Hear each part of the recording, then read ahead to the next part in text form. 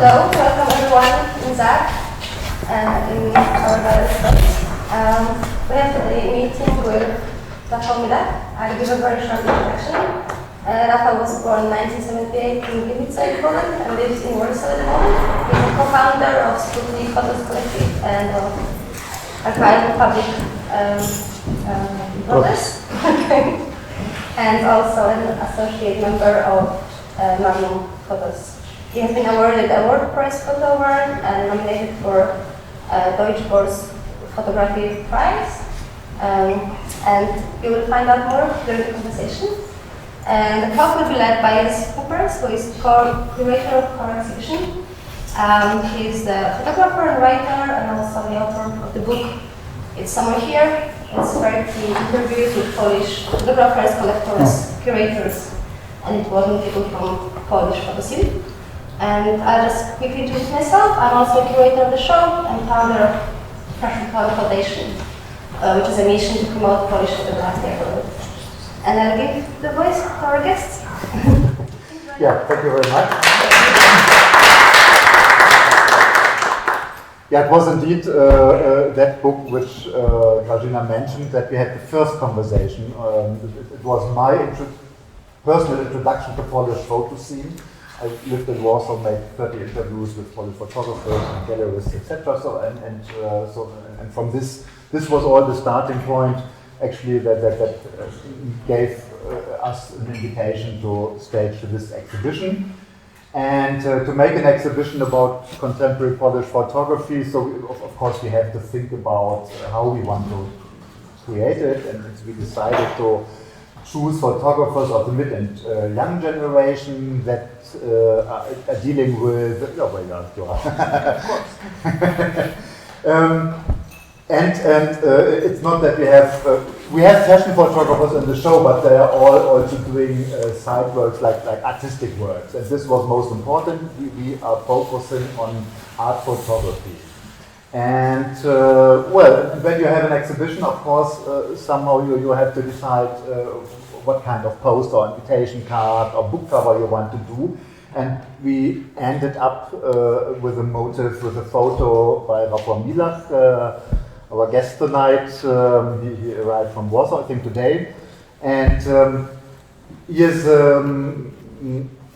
became fairly famous outside Poland as well in the last 2 years. He was famous already before, but this series, about the strike series, made him even more famous. Let me, before I give the word to you, when in 2020, in the October, the Polish law was changed to almost make it impossible for women to get an abortion on a legal way. There were lots of protests all over Poland, and you were following them in Warsaw, making the series, which ended up in one of an important book. You got 2 prizes already in R last year, and was it this year? This year, sorry, yes, and then in Poland as well. So that we asked you to be our kind of lead artist for the poster also fits Grażyna and my idea of the title Ausnahmezustand. Ausnahmezustand, state of emergency, is a situation everybody who is creative in Poland is living in now, because since 2015, when the peace government took over politics, many liberal attitudes, many liberal lifestyles are endangered. And so court got restricted, press got restricted, museums directors got changed after their contracts were ending, so when they were more liberal and world open, so like Zachęta Gallery in Warsaw or Ujazdowski Castle. So this all is a situation where creative people now are living in Poland, and many of those artists, like you, for example, and also Karolina Gambara, who is with you in Sputnik Kollektiv and who is here with us tonight, you stay in Poland and you are active doing your art, your photography, and actually fighting for democracy and for liberal rights, etc. So But let's start now to come to one point, and that you have something to say too. When these demonstrations in October 2020 started, did you right away knew what you were going to do? Did you create an idea right away, or was it developing over the days? When you went to the streets, you were doing the photos, the faces, the facades with people watching it. How did you experience these moments when this series started? Thank you for this elaborate introduction and contextualizing the place where, but there's a lot of Polish here, so you know what's the situation in our country. Yeah, nothing was planned. I mean, it was like I was not even planning to document the protest. I'm not a protest photographer. I'm not a street photographer. And all of a sudden, I started to document all these demonstrations, protests, since the right-wing government took over the power back in 2015. And we faced like this significant increase of different protest movements. It started from protests against politicization of the Polish judiciary system, which is kind of an abstract and boring thing to protest against or to advocate for a free judiciary, because you know it's not something that you really encounter in your daily life unless you're in court and you have to defend your rights. And this is like so fundamental for a democratic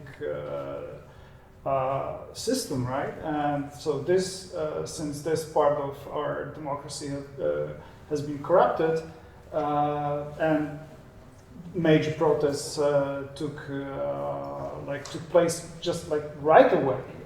The Constitutional Court, which is the highest instance in Polish judiciary system, this is, correct me if I'm wrong, but this is the only institution that can control the government. Just in general. So since you politicize this institution, you have no instance that can control, whoever is in the government, whoever is in power. So that was dangerous, and that started in early 2016 and was going on for next 2 years, I would say. And in the meantime, like the other protests against violation of constitution and human rights started to pile up. And in the beginning, I was not, I didn't have this plan that okay, now I start to document it, and now I'm going to work on the project or something like that. And I was just in the beginning, I was a part of a crowd. I was protesting, I was shouting out loud my discord with what was going on. And then I just realized that I'm a photographer and I can channel all these emotions and this discord into pictures. But there was nothing, planned. I just wanted to document it, and I felt that something's going on something's bad is going on, and I feel that I have to do it. So until October 2020, when actually the Constitutional Court proposed the change of the abortion law and then implemented the law 3 months later, I already functioned in a collective of photographers or people using photography, I would say, which is called the Archive of Public Protests, and which is based on these different people using photography, being in the streets, documenting, not being on assignment, not working for any press entities, just being in the same position as myself, feeling this urge of documenting and supporting the protest movements with photography, because this is the tool that we have. So in the beginning it was pretty much disorganized. Then I thought maybe we could create some sort of a platform that would collect all these images of protests, and so people had an easier access to all these protest images, to work with them, to use them in the different fields, in an artistic practices, in an activistic practices, in academic studies, and this sort of fields where photography can be used, analyzed, and so forth. So we created this platform back in 2019. So when the pro-choice protest started, we already had some sort of ephemeric structure of different photographers based around Poland documenting the protests. So that's how it basically functions until today, and this is really ephemeric. I mean, it's been more than 5-6 years already that I've been documenting the protests, except for doing like other photography projects, and you know, it's like still kind of morphing and transforming, and I have no idea where it's gonna go, you know, because the dynamics of the like a local political background is also changing. Yeah, you're now referring to the Archive of Polish Protest Culture, which was founded or co-founded by you. You said 2015-16, and I thought it started already then. Formally, the collective was created in 2019, but we collect the imagery from beginning of 2016. Okay, so that is I was thinking of that. It's confusing. Yes. Okay, I understand. So at the beginning, you told me in a telephone call we had 1.5 years ago, so that you started with 6 fellows doing the photos, and then last year it were already 17 other photographers cooperating with you from all over Poland. And the oldest one probably is Chris Niedenthal, so quite famous photographer who already was working for Time and Newsweek magazine during the Iron Curtain times. With all these other photographers coming to you and say, hey, that's a great project, we would like to join in, and how did this group develop? Or did you ask people also to join? I mean, both. I mean, I knew that I have an archive that I want to put somewhere, and this is very profiled archive, exclusively about protests. And what I already said, I knew that some other photographers like Chris Niedenthal or Wojtek Radwański or Agata Kubis or Paweł Starzec and other Warsaw-based photographers that I've been meeting at the protests, and I knew that they were not on assignment to document the protest. I thought, okay, like these were the guys that I knew that are in the streets, and so I just asked them if they would be interested in creating this initiative, and then they said yes, and that was pretty amazing because I basically knew, you know, like everybody knows Chris Niedenthal in Poland if you do photography. But you know, Chris is not a friend of mine. I mean, he's a generation of my parents, and he's a great photographer, and still active. Or he reactivated actually with this protests, and while on the other hand there were the 20, 27, 25 years old guys from completely different generation and with a totally different background. That co-created this collective. So it was, really not a. I would say it was not like a photography bubble thing that initiated this collective, but it was rather a certain idea or a certain attitude, or a mix of certain civic and /photographic / whatever you call it, activistic. Perspective that sort of joined us in this collective. So in the beginning it was just like a Warsaw based, and then with the women's strike protests, it just went wild, and it was like 13 photographers joined, or 12 photographers joined. Then I asked Karolina to join the collective to work with more theoretical issues, to do some academic studies, because back then you were writing your thesis, your PhD thesis about the protest movements and the visuality around the protest movements. So this archive was actually created for this people that could use it. And then I stopped writing. writing. Yeah, no, but you wrote some pieces, and you wrote the amazing text to the strike book. So yeah, that was like this. Everything and everywhere where this sort of photography could be used, except for mainstream press entities that already have certain, you know,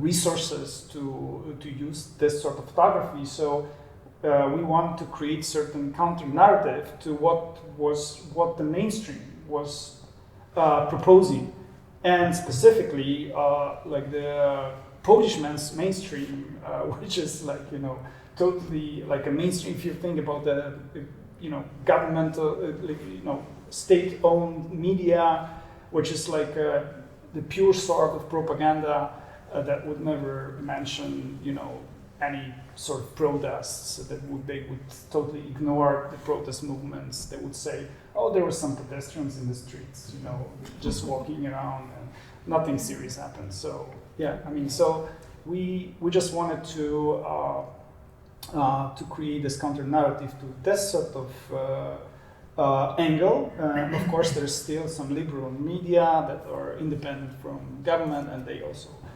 contribute to certain counter narratives as well. It's not only us that are doing this. But I like about your, in general about APP's attitude is that you are collecting picture data about all protests. It also can be the right-wing protests, but you don't promote them. Yeah. So in a way, you are more democratic than the government or the publications that are controlled by the government themselves. I would say we are quite picky and biased. I mean, we have this resource because like not all photographers, the APP photographers are documenting like right-wing rallies, but some do, and we collect this imagery. I don't know for what now, because we just want to have the trace of this, that it just happened in a public space, and it shouldn't have, with, you know, this different sort of, you know, xenophobic, homophobic, you know, slogans, and, you know, calling for Islamic Holocaust, and, you know, all this sort of slogans that you would see at, for instance, like the Independence Day march that we are celebrating every year in Warsaw. So I personally believe that it's important to preserve this imagery, but we're not promoting, we're not publishing it online. So we don't keep the symmetry of media, which is mostly trying to give the voice or platform to both sides of, you know, the political scene. So we're not doing it. So we are collecting this imagery, but it's totally the promotion of certain values or that are behind the pictures are totally disbalanced and unequal in that terms. But yeah, we do have the images like that as well. And you do it all for free, so nobody is getting an order. It's your own will. Everybody goes to the streets and does the photos, and you're putting, and then they are free to use for an example, students or art students or artists or NGOs. But of course, when Spiegel or Gazeta Wyborcza, etc., come, they would need to get in touch with your agencies or directly to buy photos. Yeah. As APP, we don't run any commercial activity. Well, I'm going to get paid for this talk tonight, so this is how I earn on APP. Like if you think about certain resource of photography in terms of, you know, the mainstream media market and the agency resources, we don't sell pictures. I mean, we don't even have the legal entity. I mean, it's everything we do is kind of co-hosted by the other collective that I'm part of, and Karolina is part of the Sputnik Photos. So officially, Sputnik Photos is the organizer of the APP collective. So it's very ephemeral, and yes, and we don't our intention was not creating a supply for the mainstream media publications.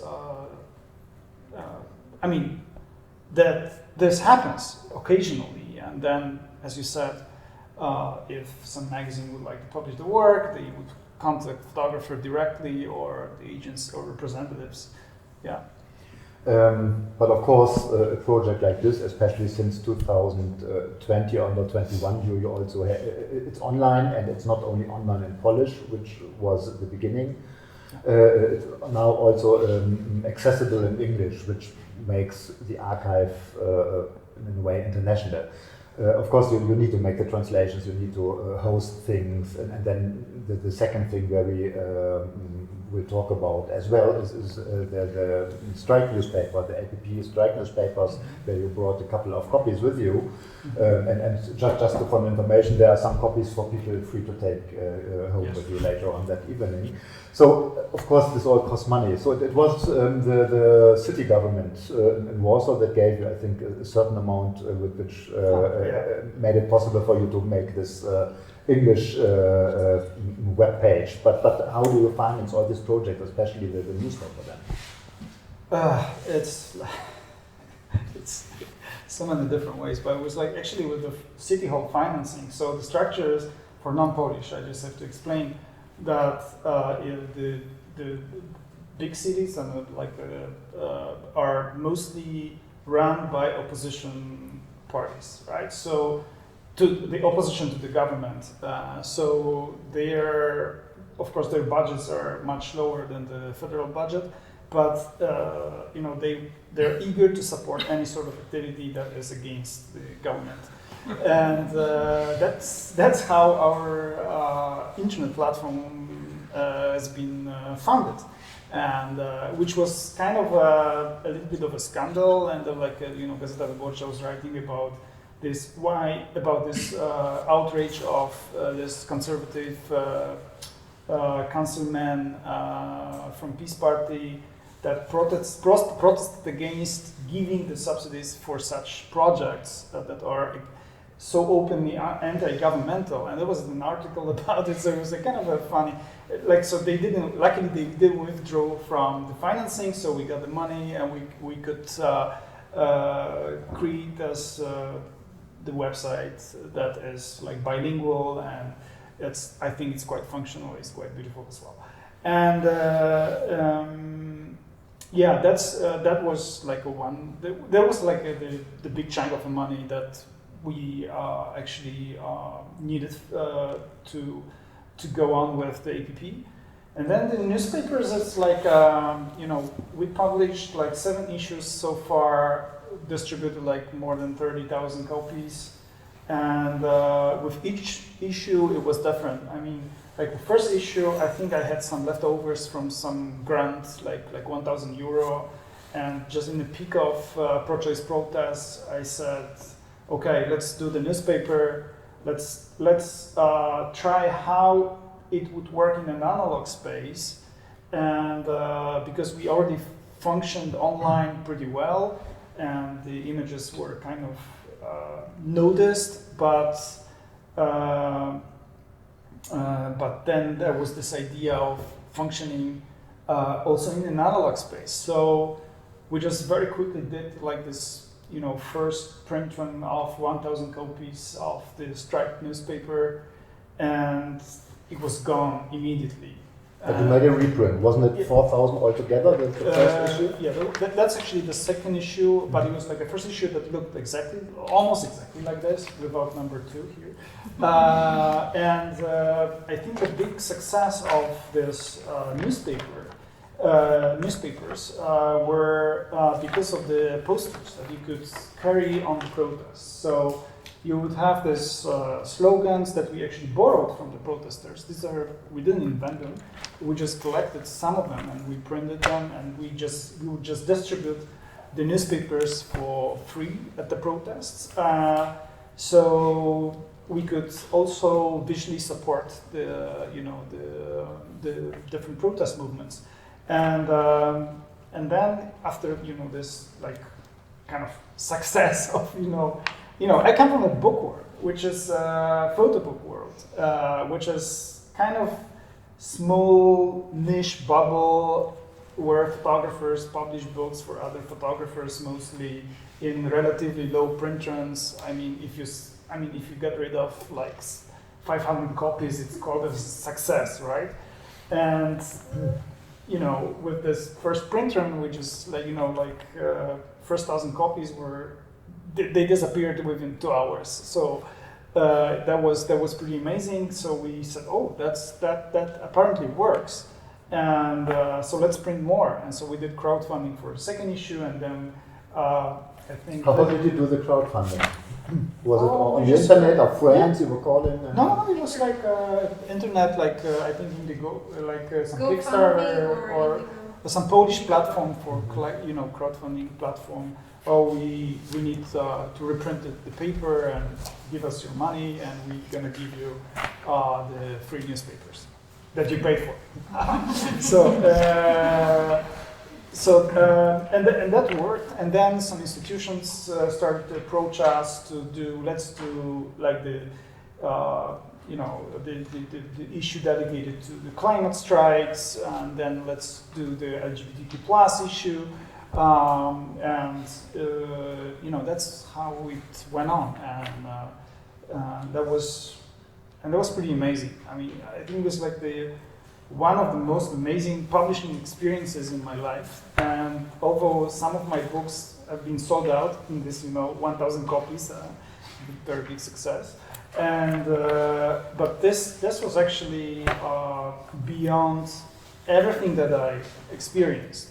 Because it was not created for a photography bubble, it was not created for art bubble, it was created for the people, and it was back in the streets, it could be used by people, and that was, I always, till today, if I'm at the protest and I see the newspapers carried on by the protesters, I have tears in my eyes, because it's like, wow, people actually use that, I don't know, they don't know who did it, actually. They are just circulating it, and it was like, and I'm always very shy to photograph it because it's so much vanity in it. It's like the people are holding so many of these newspapers, and it's like, but they actually don't know because there's a person distributing like Carolina, for instance, the papers, and and they are useful, and this is something amazing.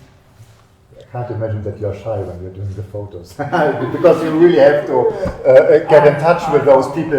You're photographing the faces, you're directly flashlighting the people standing. With that I have no problem, but with, since people are holding these papers, they were saying, oh, he's like, this is a strange guy, why he's taking pictures of newspapers that he published or co-published, or like. But altogether, I communicated with a guy, with the head of the photo collection of Volkswagen Museum, and they were buying stuff from APP.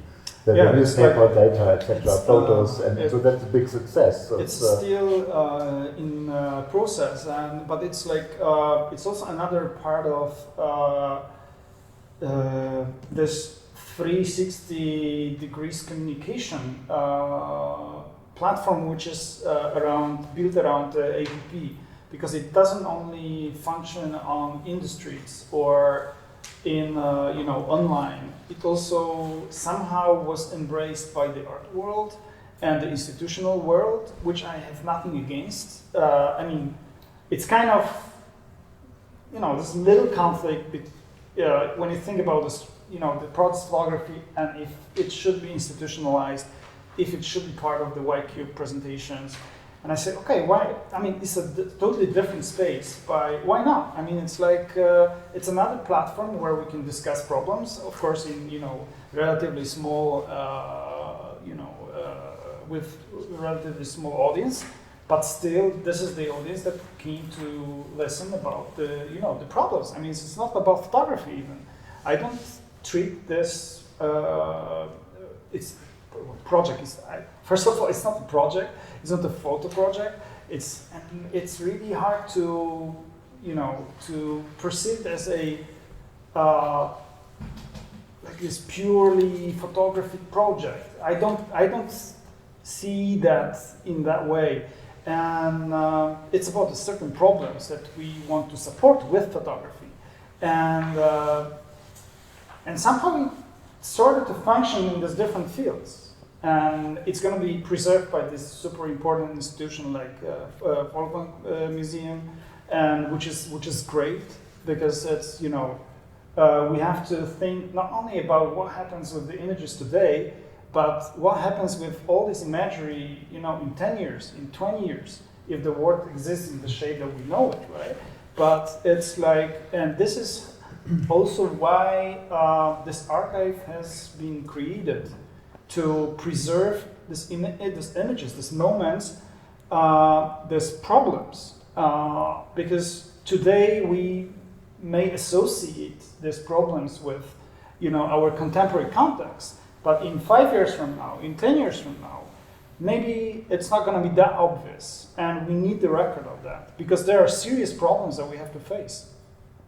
And we're going to have the images for that were illustrating that. Karina did the research about the abortion movements in Poland in the 90s, how hard it was to find the images that would support it, right? Mm-hmm. So yeah, but it was a very different times, but yeah, but this research happened when America was preparing for their own battle with the abortion rights, you know, and they also came up, our American partners, we did a project together with their archival photos from the 90s, and it was amazing to compare the pro-choice movement pictures from the 90s from the States and Poland, from the times of like no internet, how the symbols, you know, traveled, how they inspired each other. So I think for those reasons, you know, to see how this information and symbolism flows and supports each other all over the world, it's important to preserve these images and see how we use them.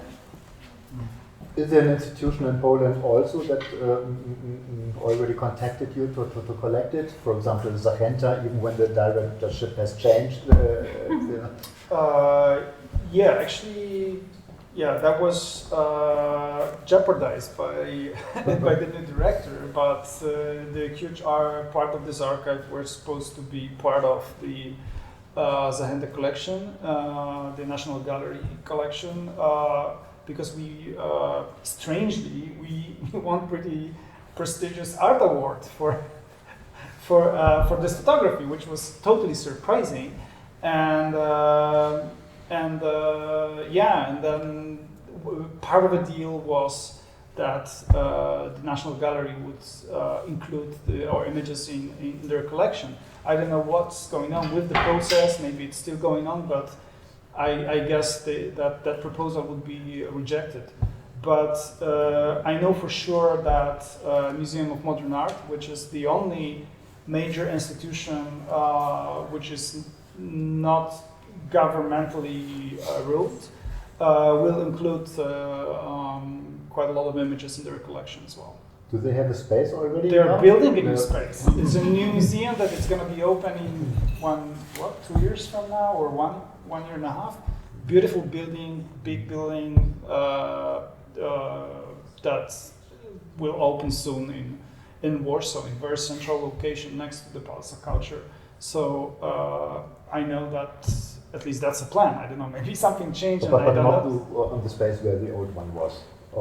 No. They're gonna have the free spaces, but the main space is still under construction, and I know that the APP will be part of the opening exhibition, and some images are already in the collection of the Museum of Modern Art. So it's this is great. I mean that there are institutions that will preserve this record, and also our website is that's kind of interesting.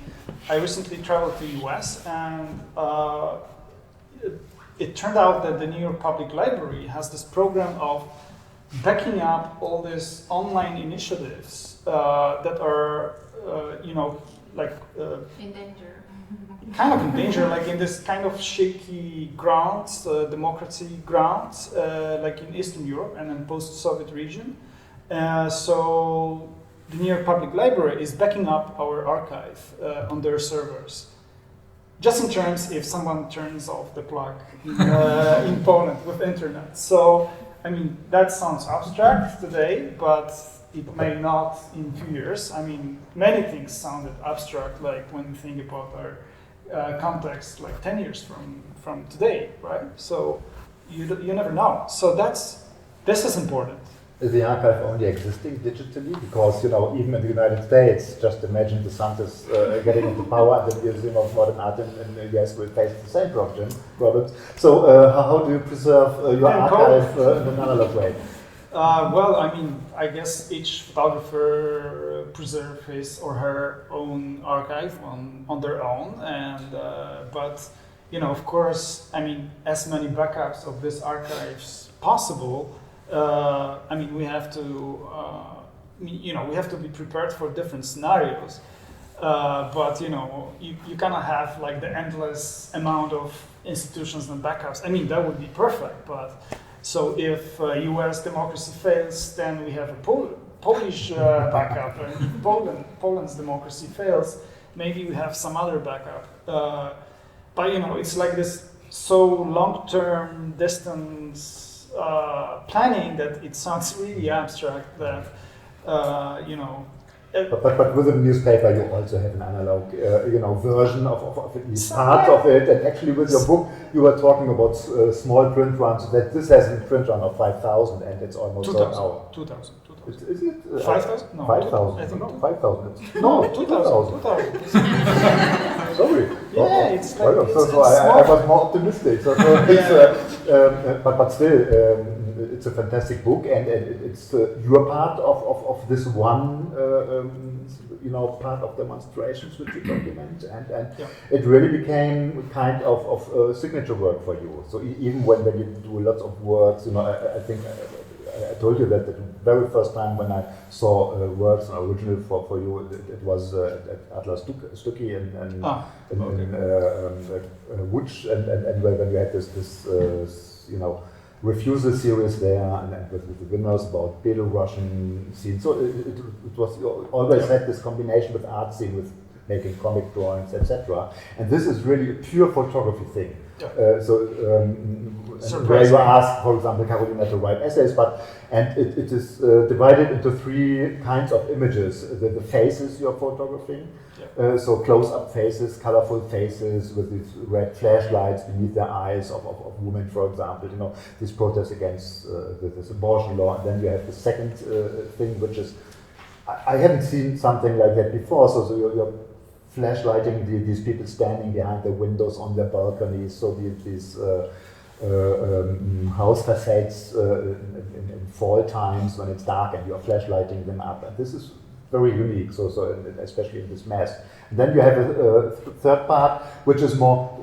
This is, for example, just short, quick example. You later on should grab the book and have a look. And so, and the third thing is that you are photographing protest scenes, policemen arresting people, etc. But this is more the minor part. Actually, it's the faces and the facades that dominate. Mm-hmm. And so it became your very personal art project as well. And you were just telling me that you're not thinking in projects, but for me, it feels like a project. It's now a book, it's an exhibition that travels. We got your works in this exhibition from an exhibition which was in Verona, Italy before, and so it really became a major work for you. Yeah, but I'm still kind of reluctant to call it like art project, or because it's like maybe it gets like a bit more structure than this open archive, which is like a semi-open source archive with that you can do whatever you want. I mean, you just curate for yourself. I mean, you need to talk about certain problems. You take these images from the archive to you know, to illustrate it or to work with this imagery.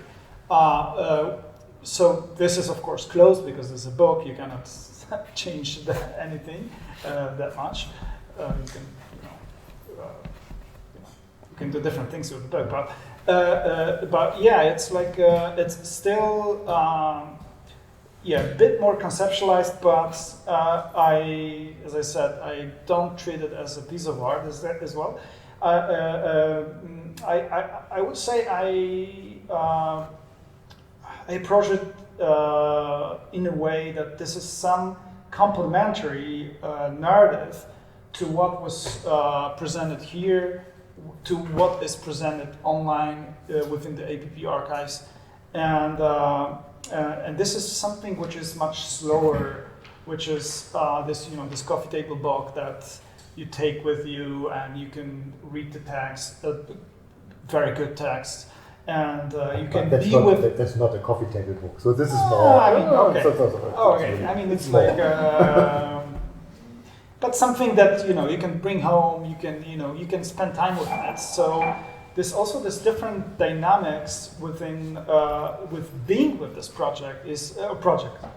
Sorry for that. With these pictures, it's also kind of interesting because they function differently in the streets as publications, distributed to the protesters. They function differently in the exhibition. They function differently in a book. So to me, it's a complementary thing that also addresses this very same problem, and maybe it's like more photographic in a way that we have this typology of this window viewers, these voyeurs of the protests, and the typology of protesters' faces. So in that terms, it's a bit more structured, but it's still about the problem in my view. But it's much slower and a little bit more abstract. But this is why it ended up in the book or in an exhibition. So if we know the context of the APP and all the the protest photography, which is the flares, the banners, there's few images of those, and like the police, and so this is something that we directly associate with protest photography. And then I mean, like a lot of you document protests. Katowice over there. We've been reading every day almost, it's like you just at this protest, and at some point you just look around and because you've seen this sort of images, and just one day there was this kind of a street game with the police. Like the police was kind of blocking the streets, and the crowd, the massive crowd, was redirected to some unexpected locations. So in some really residential districts, it was like so incredible because the major streets were blocked by the police, so the crowd would find a way to the final destination point, which was the Kaczynski residence north of Warsaw. So then all these people would just go go to the windows and either surprised or cheering for the crowds or praying for the crowds, like praying for the sinners, or doing different things, and that was fascinating. And the distance was much closer, and I think it was like 80% of the pictures that are in this book, I think they were made within this very single protest, where because of the police, the crowd would have to find a way around. And I started to look around, and I think I don't have a single protest picture from this very protest, like this regular with banners and flares and everything. And I just have a huge collection of the people staring at the protesters or looking at the protesters from the windows. Did you ever get into a situation where people actually were protesting against? I'm not talking about the police who were kind of threatening you, or somebody knew about your work and phoned you up and says, hey, we don't want that. I'm asking because we have another artist in the show, and this is completely something different. But Magda Hückel, she's doing theater photography in Poland, and in one theater in Praga district, they made it. They had a play by a Polish playwright from the late 19th century, but it was critical against the religious, certain subjects, and the theater got attacked and so therefore I do not know what you might experience doing this and with which I don't think anybody. I mean, it was like when we think about the protests, there were so many photographers, and it was and there was basically no counter demonstration. I mean, there were a few, but I don't think the press was anyhow addressed or like people with cameras, because everybody had the camera, and there's so many images around coming from this protest. Well, Agata was. But it was from the police, yeah, the police. It was like this in this direct confrontation with the police. Yeah. I mean, of course, if you're in between the protesting crowd and the police cordon, you can get in the situations where you're just sprayed or pepper sprayed or kind of pushed, but I don't think the police would address directly, the media or people with cameras or. The counter-protesters. I mean, if you go and photograph the right-wing rally and you don't feel safe at all. I mean, it's like this is the, totally uncontrollable crowd, which is, that totally drunk and, that came to confront the police in many cases. So you just better be careful, not to. Encounter yourself between the rubber bullets and the throwing stones. That's like that happened in my case. It was scary. I'm not a war photographer. I'm not a conflict photographer. I'm scared of such situations. But but I don't. Luckily I haven't been addressed like personally for.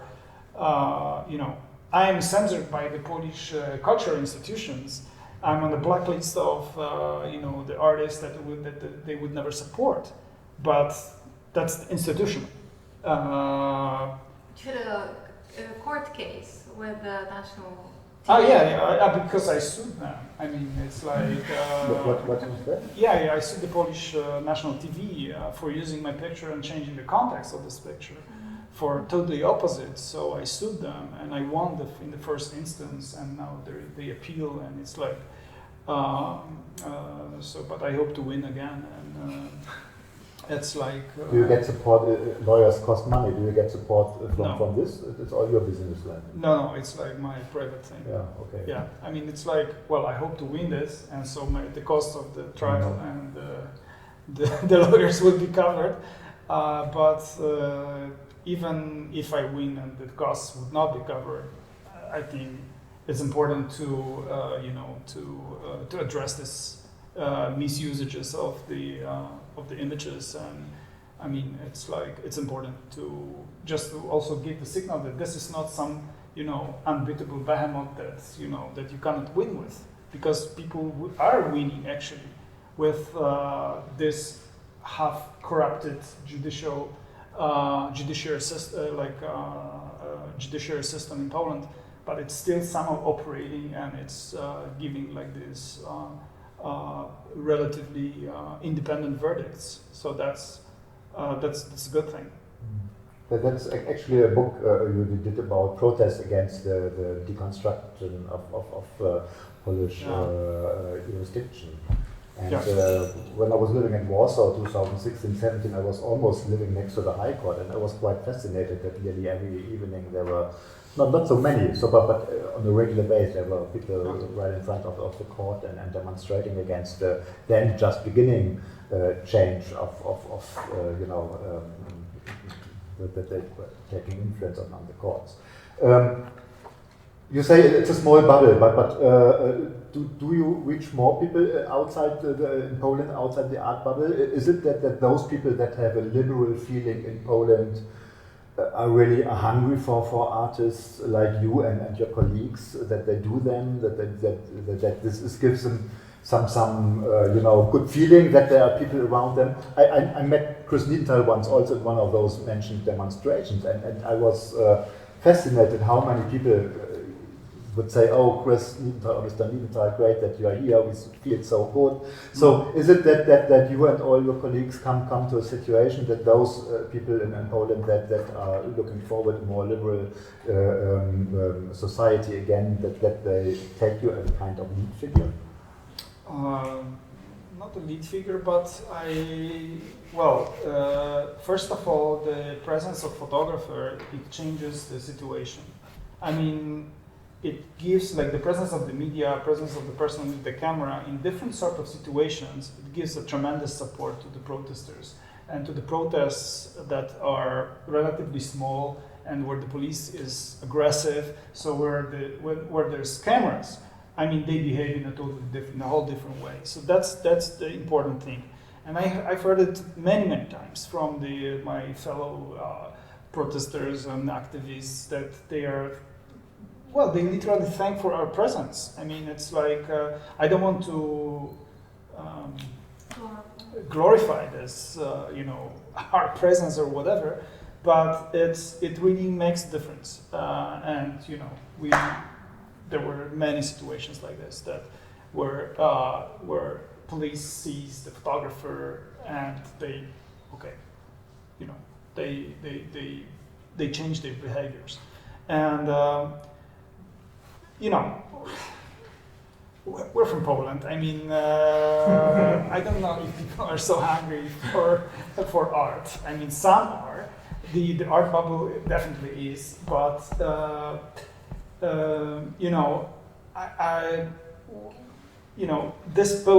both of these books are equally important to me.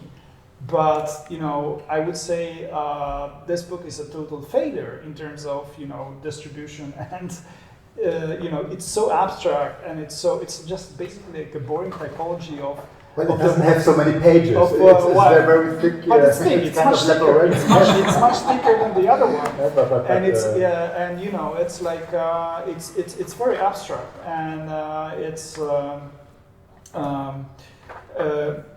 it doesn't bring all these emotions that you have in the strike book, where you have people, where you have faces, where you have all this energy, and you can empathize with that. And because you have this like more figurative approach, which is more understandable for people that are from outside of this art bubble or photography bubble that could embrace this abstract sort of imagery that comes from the protests.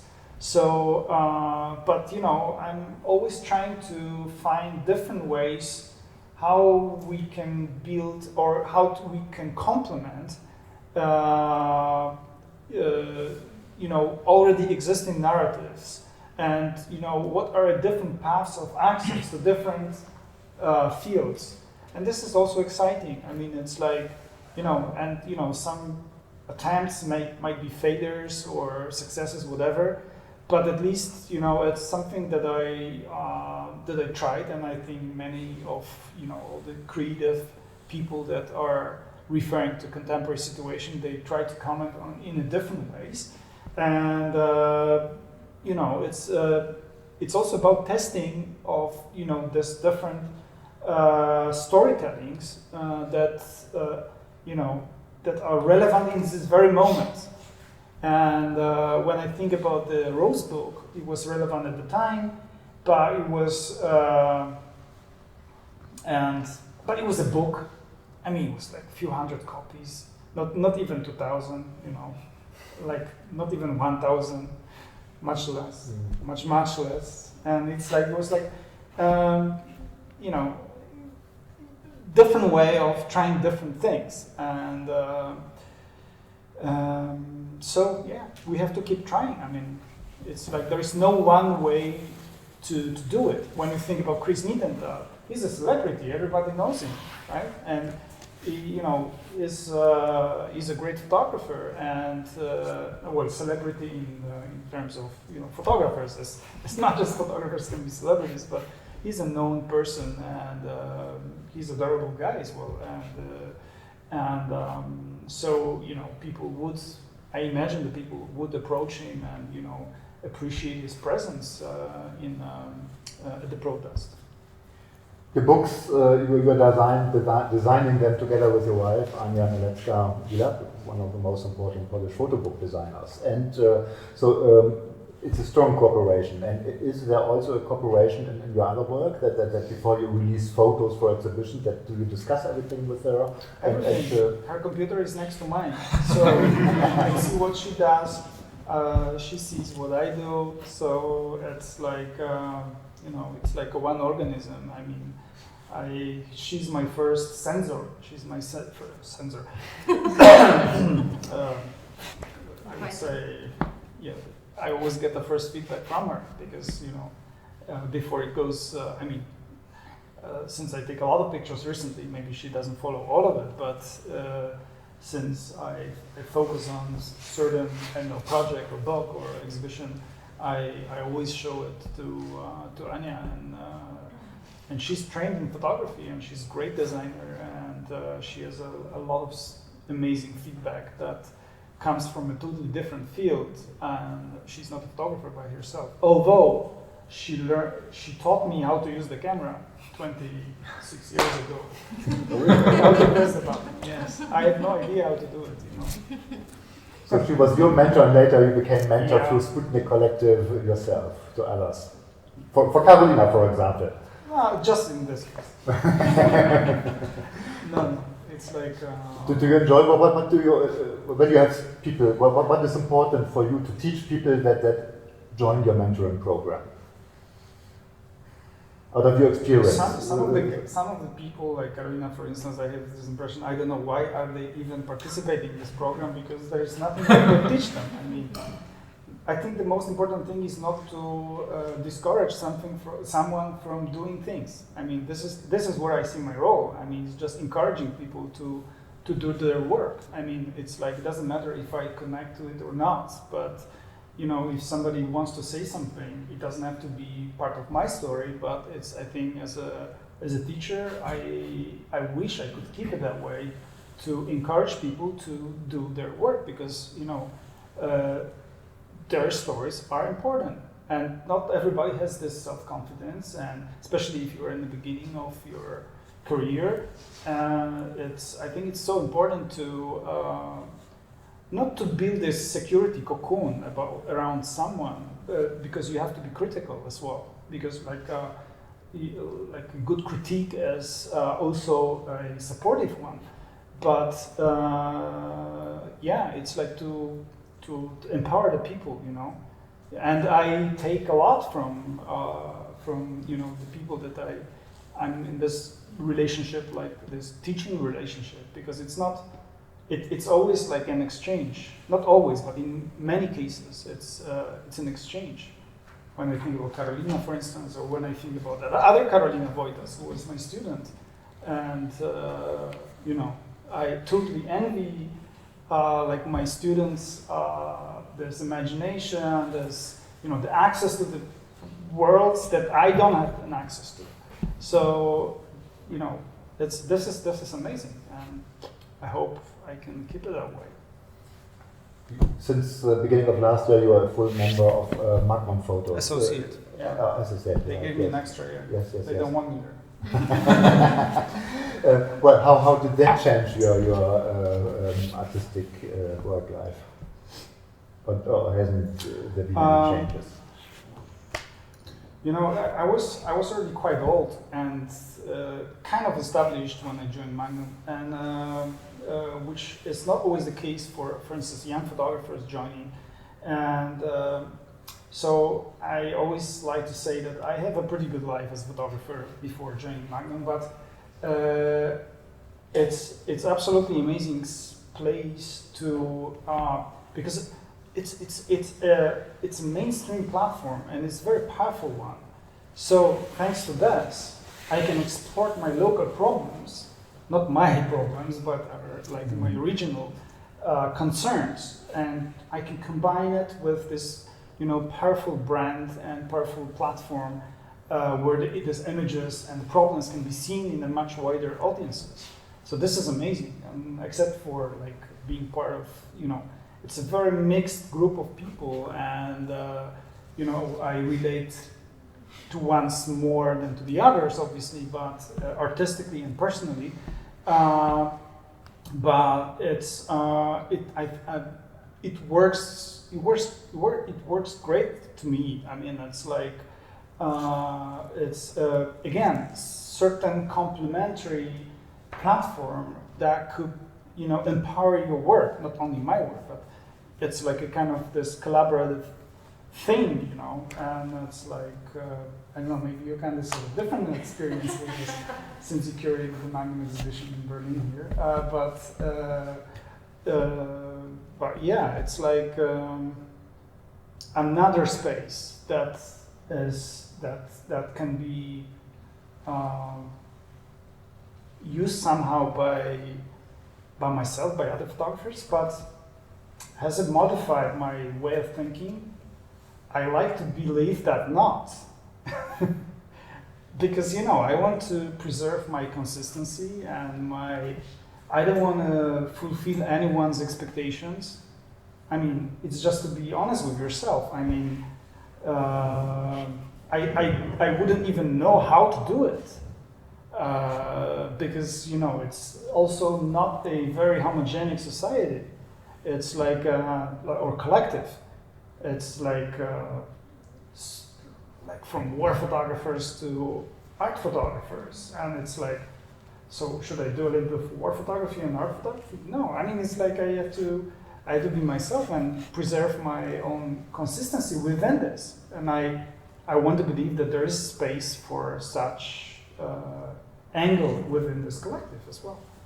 Does it give APP more awareness from certain people from the West, so that are not Polish, because you are, for example, a member of Magnum? Does it help your work with APP? Yes, absolutely. I mean, because since I publish produce pictures, or give some, interview, or publish the materials in different publications, from art publications to mainstream publications, I always mention, or I try to mention the context where these images are coming from. This is important to me, because this is not like, that would have never happened if not the collective. I mean, that's another amazing thing, being part of a group in these dark times. It's so important, because this is this environment that is very supportive to each other. It's not only about going and documenting protest, but it's also it's a shared experience of mutual support. I mean, it's not, of course, we haven't met as a collective physically, like not even once all together, but within certain members. I mean, it's a very supportive group of people, and even if we don't discuss, photography or whatever, I mean, sometimes we do, but it's not about photography again. It's about this entire environment that we were forced to function and respond to. And it would be so difficult to do it on your own. I wouldn't be sitting here. I mean, probably. Actually, when I look to your career, it's all collectives. Sputnik Collective, APP Collective, Magnum Collective. So could you imagine a life completely as a solo artist without any connection to groups? Probably not. I'm dispersed. And there is another collective that's, it's not collective, but it's another platform that has been launched recently, which is called the EU Atlas, the War Migration Record. That was also kind of, it's a kind of a chain reaction. I mean, with Sputnik, I'm for the past 15 years, then Karolina joined Sputnik.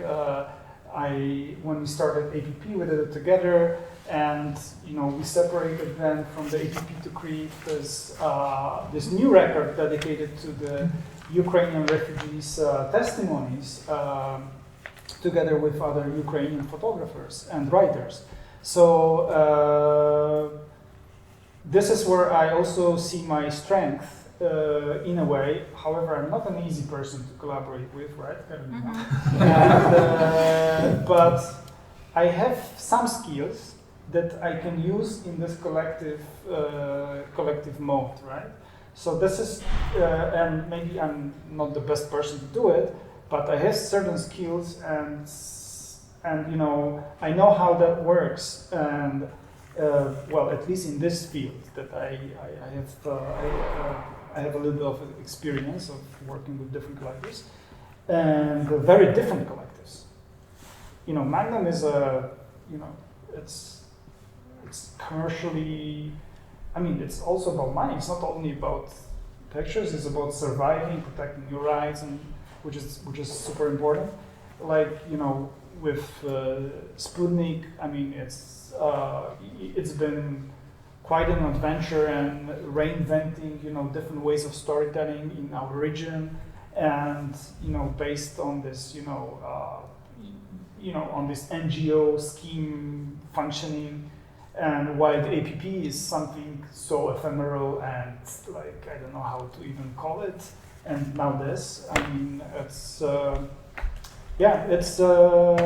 you know, I don't know. Maybe my next step would be just to, you know, to give the platform to others and not to produce the images by myself. I don't know. Maybe I will produce some images. But that's what I can see. Well, I think I open it if there are questions from the public, and not I would end the conversation with this perspective to the future. Maybe I'm done as a photographer. I'm finished. I have a question. First of all, thank you for the talk. The question is about kind of exporting this idea of the collective to other countries. If you're in touch with people that is trying to achieve the same thing, not just in Europe, but in Latin America. Mm-hmm. I'm coming from Argentina, and we have shipped tons of photos there. Yeah. And I guess there are many photographers trying to achieve something like this to tell, you know, the big side of the story. Mm-hmm. And it might be very, very important for to not just to bring this collective to one country itself, yeah, but to spread the idea as much as possible. Fantastic. So I'm wondering if there's any information about that or plans. Yeah, I mean, once in a while we're part of this kind of collective brainstorming. It was the one that was actually organized by Palestinian-Israeli collective Active Stills that was, dedicated to this photography/activism initiatives all around the world.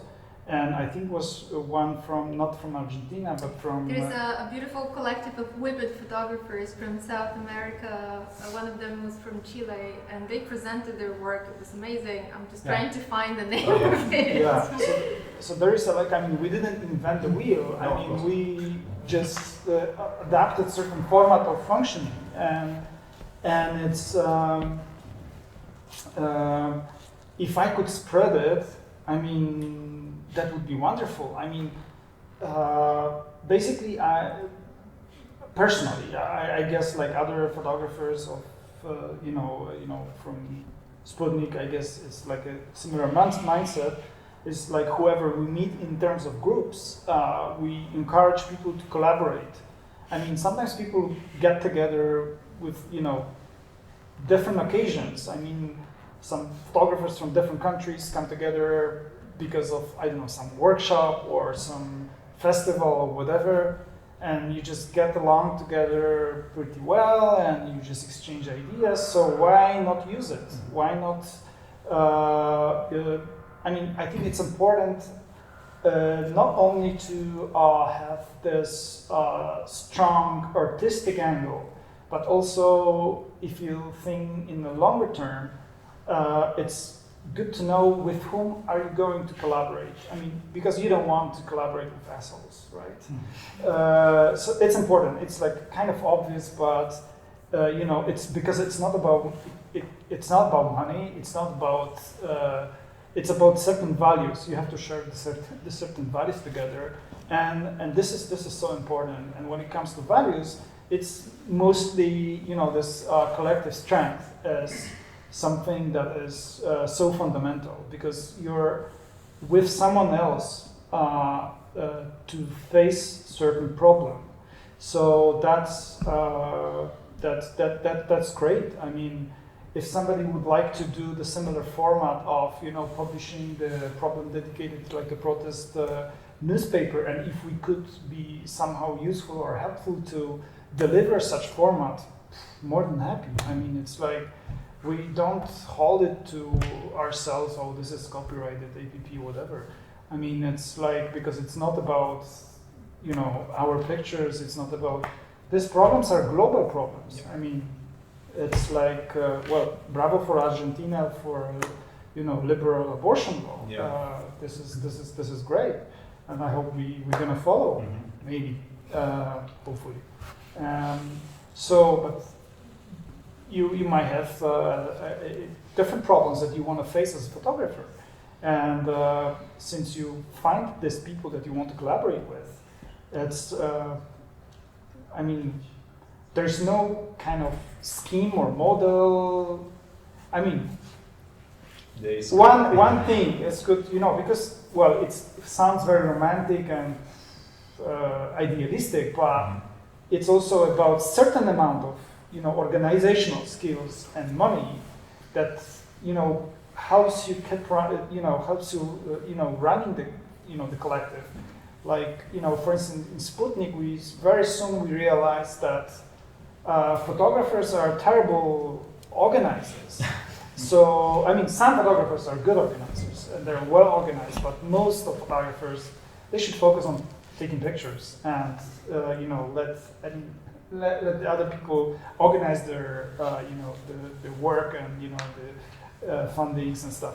So it's, we have a person that is dealing with grant writing, applications, organizational stuff. She's an amazing person, and without her, we would be dead, like probably 7 years ago or even sooner. So that's always good to have such a person that, you know, would organize your work so you could focus on this, you know, visual production, or, I mean, you could do it together because some people have different experiences, they come from different backgrounds, and, you know, somebody may have an experience in, I don't know, finances or whatever. So it's, I mean, it's good to have such person, and sometimes it's good. I mean, I don't want to. It sounds very banal and obvious what I say, but it's in this very initial stage. I think it's good not always to rely on money or some funding. I mean, because, you know, maybe sometimes just investing something, your time, your energy, and you know, ideas in doing some collective project, then maybe later on the later stages, it could, you know, get some financing, or to, you know, to publish something, or to exhibit somewhere or whatever, or to pay the accountants that, you know, that would run your books for the collective, right? So that's, you know, a mix of this values and a bit of practical things. But I think the fundamental thing is, if you have this energy and you know, this good vibe between the collective members, that's fundamental. Without that, you go nowhere. I mean, it's like, so that's the first test point, and then it should go. I mean, it will go. It will work. I'm sure. Yeah. Thank you. But so if you have any, you know, questions or whatever, just, you know, contact me or other collective. Yeah. Ruda Kollektiva. Sorry? Ruda Kollektiva. Okay. Yeah. Cool. Yeah. Yeah. Okay. Thank you. There's actually one more amazing Brazilian. It's called Farpa. It's a collective from Brazil, and just amazing photographers with amazing photos. And one thing I wanted to say that actually they are spreading, the idea of making collectives for many years in Poland. And I never told you that, but on the first meeting of my crew, we started thinking like, how they are doing this? How it's possible that they are getting all this funding, and it's just much easier to be together. And probably you have for many years problems, in a group or something like that, because it's always in a group.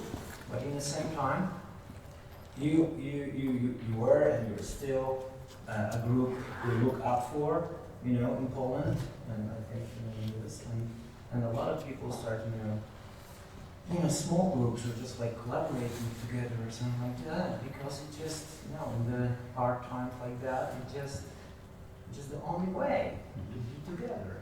Mm. Yeah, that's great to hear. I mean, thank you for this sincere Come on. sharing, but yeah, I mean, it's like sometimes it just spreads automatically, and I mean, and it's important to give a signal. I mean, if somebody can do it, maybe I can do it, because what? I mean, why not? I mean, we're not. I mean, we just accidentally met, and we just clicked, and it's. I mean, if nothing was planned, or okay, let's make a business plan, or let's establish some structures before we start acting.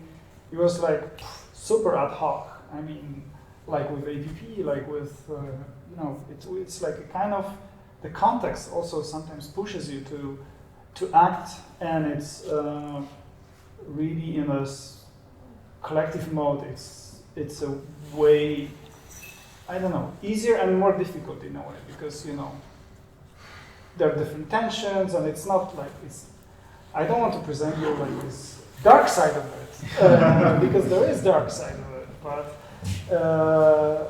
but there's a lot of good things about it, and it empowers you, yeah, and but it's like with the family. I mean, it's different conflicts and other stuff that I will not mention to the story. Yeah. I have a question. Maybe I'm wrong, but I can imagine that in your private area, maybe family or some other relatives, maybe also far relatives, are some persons who are on the opposite side in this topic. Maybe they are nice people, but in this topic they are on the opposite side because of, they are more for the church or something like this. How are the reactions from these people of your work? Does they see you more as an artist or more as an activist? These people that with more conservative, I would say, point of view, right? Mm-hmm.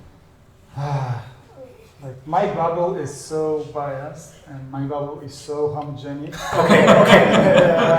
But I have like the people I have. I know that they have different, political views, or they are, in a different space when it comes to politics and certain values. And that's mostly, outside of the creative bubble that I'm functioning in. Mm-hmm. And it's difficult because it's like dealing with politics in this very direct way. It's very exciting and necessary, but it also polarizes. It also makes you more radical, and that's problematic because you stop hearing other voices and you're just narrowing down your perspective, which I think it's not interesting. But it's automatic in a way. Luckily, I have some very good old friends that, for instance, they don't share my view, my perspective. So we just decided that we don't discuss politics. because I know them as humans and they know me as a human being before I, got involved in these political things. I just value friendships more than the political ideas. And maybe this is where the connection starts. And so we could discuss as people but as I say, there's very few people like that in my closest circle surrounding, but I know people that the families are divided, and I can't imagine the situation that I'm fighting with my parents, for instance, because they have a different point of view. I mean, maybe I would find a way not to touch the subjects, but when you're so deep in this, and it's really burning you from inside, which is also very dangerous, not to touch it because it's so dear to me in a way, because it's important, because it's about values. And so it's, I don't know, luckily I'm in a position that I don't have to confront that too much, but I know that, certain people from my really close surrounding, they don't share the same views. And I think but they are not photographers, artists. They are just, I guess they're perceiving me as some, freak. Okay, it's like, get a serious job first, and then we can discuss. And I guess it's difficult. And then there's another question, with the work that you do, how do you, burn bridges or do you build bridges as well? I mean, it's an important, because like all stories that we produce, they mean something, and they are perceived in a certain way, so they can contribute to this rising conflict and polarization. But maybe there's a way to understand the other side in a way. When I listen to the New York Times podcasts, for instance, when the journalists, the New York Times is pretty much biased medium, right? But somehow they managed to get all these protagonists of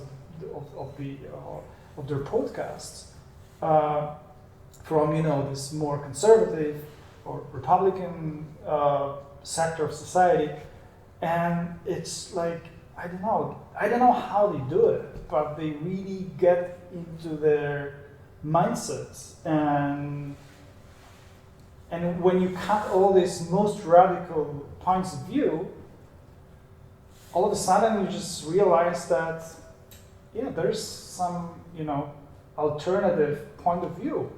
So my point of view is not the only one and the only rightful one.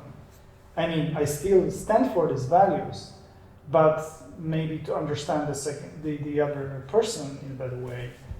But it's like I'm not there yet. I mean, it's like it's too emotional to me at the moment, and maybe the environment we live in is so aggressive and so radical that maybe now it's like a certain process of establishing certain, frames of this, I don't know, maybe the most radical behaviors, and maybe with time, with a more quiet environment, we can make a few steps back and, start talking to each other. Yeah, but that's tragic in many cases. Well, to build bridges, that's a good, I think, final word. Thanks for coming. Thanks to Czech Zentrum für Aktuelle Kunst for having us here, and thanks for coming the long way from Warsaw. Thank you for hosting me. Thank you for your questions and coming here. And there is strike newspapers. There is the UFLS papers that you feel free to take copies with you. You can take more to distribute to your friends. It's an important record that I want to be distributed as much as possible. So, thank you very much. Thank you.